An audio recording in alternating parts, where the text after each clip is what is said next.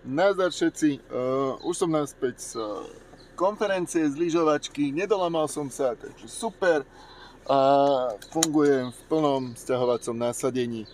Prvé 2 dní som nevedel nájsť kamierku a tripod a mikrák, takže som nenatáčal viac menej nič, len som sťahoval. No a teraz pokračujem v tom istom, len s tým, že už ste aj vy pri tom. Takže sedím v aute, mám naložené a smerujeme do Brna, vyložíme a vrátime sa naspäť. Takže možno nejaký vstup spravím tam, uvidím, ako budem stíhať. Ale motor už dohratý, ideme. Máme ďalší deň. Chodím už 2 otočky za deň. Teraz napríklad mám 4 hodiny, som v Brne. Idem domov, beriem chladničku, umývačku riadu, pračku a idem naspäť sem. Tu už jedna izba dostáva také kontúry. Už tu máme posteľ, skrine, všetko pekne spravené. Tu je bordel, ale to sa poukladá do oných. No a tak, proste bojujem. Mal som tu problém s internetom. Niekto cvakol kábel pri prerábke a tým pádom mi ho zatiaľ takto natiahli technici a ja som sa rozhodol, že si natiahnem elektrický kábel z kuchyne. Prerazím ho tu a vlastne tu bude router, ktorý bude distribuovať internet do celého bytu úplne v pohode. Takže no, roboty a to ešte nebývame. Takže celkom halus. No nič, bežím, musím ísť, aby som sa stihol otočiť a tak no, takže dneska zase za volantom. Čo už, čaute. Keďže sme tu dlho nemali auto v súku, tak so všetkým teda s Kijou ťahám viac menej všetko, okrem jednej jazdy, teda jedného požičania toho šprintera, čo sme ťahali fakt, že veľké veci, ale inak ostatné veci zvláda Kia úplne bravúrne a dokonca budeme ťahať chladničku, takže je to sranda.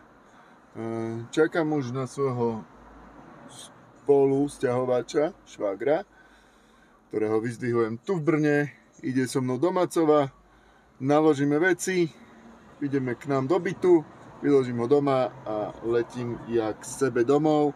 Je toho dosť, je toho veľa a ešte nám chýba zo pár vecí presťahovať, čiže zajtra asi nejaké 2 otočky dám ešte a ráno skočím do Ola odviesť všetok bordel, ktorý sa nám tam nahromadil, aby to proste bolo vypratané. Čiže je čo robiť, ale už to chytá kontúry tam v tom byte, je tam aj internet, budem tam musieť riešiť vrtanie predĺžky, tak ako som ukazoval v tom predĺžšom vstupe, že ako to bude, aby ten router mal dosah do celého bytu. Nie, že by nemal, ale nech to je trošku lepšie. No. A tak. Takže čaute, pozdravujem. Dnes máme deň D, to je piatok. A dneska po obede odovzdávame náš dom a presúvame sa už do Brna. Ja ešte teraz sedím v aute, veziem nejaké veci do zberného dvoru, do zberného dvora, aby sme to tým nájomníkom tam viac menej čo najviac vypratali, hlavne v tom parkovacom priestore. Čiže od rána máme čo robiť, vieme, že to nestíhame, máme s nimi dohodu, že ešte asi cez víkend si prídeme pre nejaké dodatočné veci, ktoré tam necháme, ale ako gro veci máme presťahovaných, teda okrem matraca na našu posteľ, moje oblečenie a nejaké veci z kuchyne. Čiže ešte nás čaká celkom perný deň. Ja mám okrem tohto ešte vyriešiť banku, obecný úrad, zobrať diely na predné brzdy na toto auto. A nezdá sa mi, že by sme to časovo nejako stíhali, takže uvidíme, ako to dopadne. Ja som zvedavý. Neviem ešte, že či sa vám ozvem až po odovzdaní, alebo ešte pred si spravíme nejaký rýchly túr po dome. že kde čo ako zostalo, aby sme my mali nejakú evidenciu okrem toho preberacieho protokolu. No a začne tzv. Chapter 6. To znamená 6. kapitola nášho bývania s Nikou na inom mieste.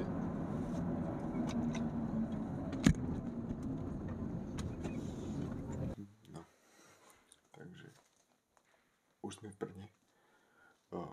Hovorím potichšie, lebo už je asi skoro 11 hodín v noci. Odkladám si nejaké dokumenty. Je to tu jedno veľké bludisko. Bude nás to trvať ešte nejaký čas, kým to dáme celé dokopy. Ešte nejaké veci zostali u nájomníkov, čiže zajtra ráno o nejakej 7:40 pokračujem v cestovaní na Slovensko a dávaní veci dokopy. Takže tak. Nika sa už snaží deti uspať a ja som ešte hľadal nejaké papierovačky, ktoré sme s nájomcami robili po tých taškách, aby sa to nestratilo. No a idem si teraz láhnuť a zajtra pokračujeme. Je to náročné. Tam, v tom rohu, jak stojí tá doska, tak tam by som mal mať pracovný stôl. Zatiaľ to nevyzerá, že by to tam malo byť. Ale tam musí pracovať. Takže bude to zaujímavé. No nič, idem spať a zajtra ráno sa ozývam. Uvidíme, čo vymyslíme. Ako sa nám to podarí. Čaute. Ďalšie krásne ránko. Opäť z Kie. Ešte máme nejakých pár vecí na dome po odovzdaní domu. Takže ešte idem pre ne. Uvidím, či to všetko napcháme sem do tohto priestoru, alebo si namontujem aj strešný box, ktorý tam tiež mám, takže ešte aj to budem musieť zobrať. A áno, teraz veziem švagrinu do Bratislavy a v Bratislave ma čaká svokor, čiže nebudem to nakladať sám, budem mať pomoc, pomôže mi aj so strešným boxom, aj všetko naložiť a potom asi aj s výkladkou, nech to je všetko úplne v pohode, takže som mohol vypnúť tú hudbu, no takže tak, dobre, švagrina už ide, vidíme sa neskôr. No, tak čaute, práve som dorazil opäť do Brna, nie je to tu vidno, ale dorazil som do Brna s poslednou várkou veci a už sme oficiálne presťahovaní, takže idem toto všetko ešte vyložiť, ale najskôr pozriem hore, že či je na to miesto, pokiaľ nie, tak to pomaličky budem vynášať, predsa mám zaparkované auto rovno pred domom a nemusí to ísť všetko hneď, koniec koncov strešný box pôjde do pivnice, takže